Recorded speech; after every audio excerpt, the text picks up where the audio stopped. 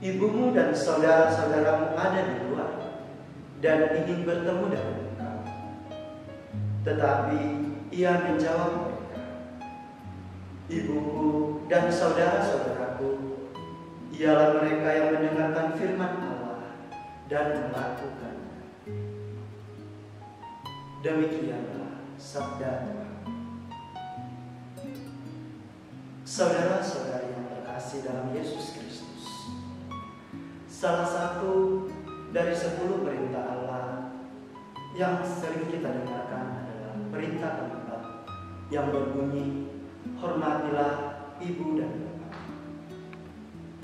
Dari bacaan yang kita dengarkan pada hari ini, dalam konteks pengajaran Yesus, dikisahkan bahwa ibu dan sanak saudaranya hendak datang menemuinya.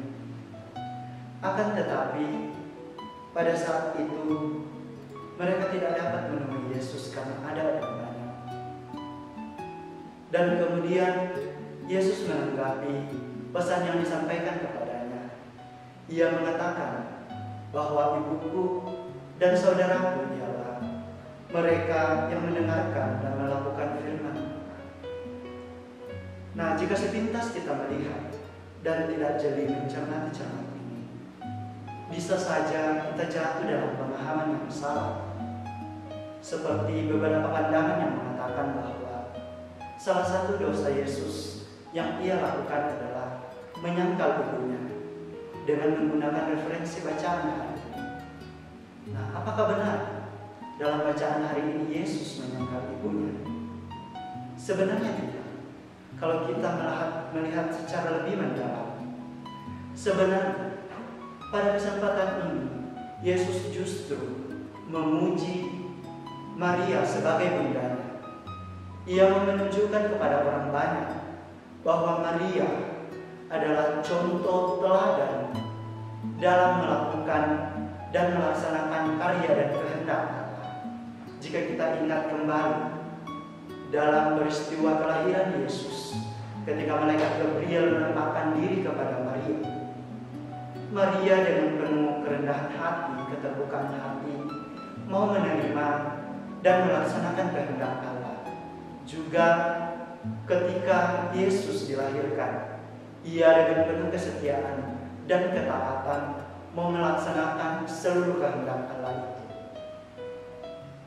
Nah, saudara-saudara yang terkasih, dalam hidup keseharian kita, kadangkala kita mudah terjerumus dalam tindakan-tindakan yang menjauhkan diri kita sebagai pelaku sabda Allah. Ada istilah yang mengatakan NARO atau no action read only. Artinya, kalau kita bawa dalam konteks ini, mungkin mereka adalah hanya sebatas pembaca firman, tetapi tidak sampai pada perbuatan. Ada juga istilah yang mengatakan NATO, no action talk only. Mungkin ada banyak orang yang menjadi pembawa firman, menyampaikan khotbah-khotbah sehubungan dengan firman Allah. Akan tetapi, sabda atau firman itu sendiri tidak mereka lakukan, hanya sebatas pewartaan saja, tidak mengakar dalam kehidupan harian mereka. Nah, sebagai umat beriman, kita tentunya dipanggil untuk bertumbuh melalui perbuatan melaksanakan firman Allah. Nah, ada 4 hal yang perlu kita perhatikan. Yang pertama adalah menjadi pembaca firman, menjadi pewarta firman, menjadi pelaku firman. Saudara-saudariku yang terkasih, marilah melalui inspirasi dari bacaan hari ini, berteladan dari Bunda Maria sebagai ibu gereja, kita juga meneladani ketaatan hidup dan membuka diri mau melaksanakan firman Allah, menjadi pewarta dan pelaku-pelaku firman Allah. Semoga Kudus membantu kita. Mari kita hening di hadapan Allah dan kita sekali lagi meminta pertolongan darinya dalam doa.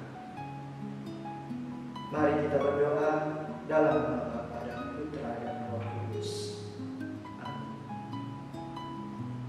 Ya Bapa Surgawi yang bertahta dalam kerajaan surga, kami bersyukur kepadamu atas anugerah iman yang Engkau anugerahkan kepada kami. Ya Bapa, bantulah kami supaya melalui firman-Mu yang senantiasa kami dengarkan setiap harinya boleh menjadi landasan hidup kami. Tumbuhkanlah kesadaran dalam diri kami sehingga kami sungguh menjadi pewarta, pelaku-pelaku sabda-Mu demi keselamatan kami, demi kebahagiaan hidup kami. Inilah doa yang kami sampaikan kepadamu dengan perantaraan Kristus, itulah Tuhan dan Juru Selamat kami. Amin. Dalam nama Bapa dan Putra dan Roh Kudus.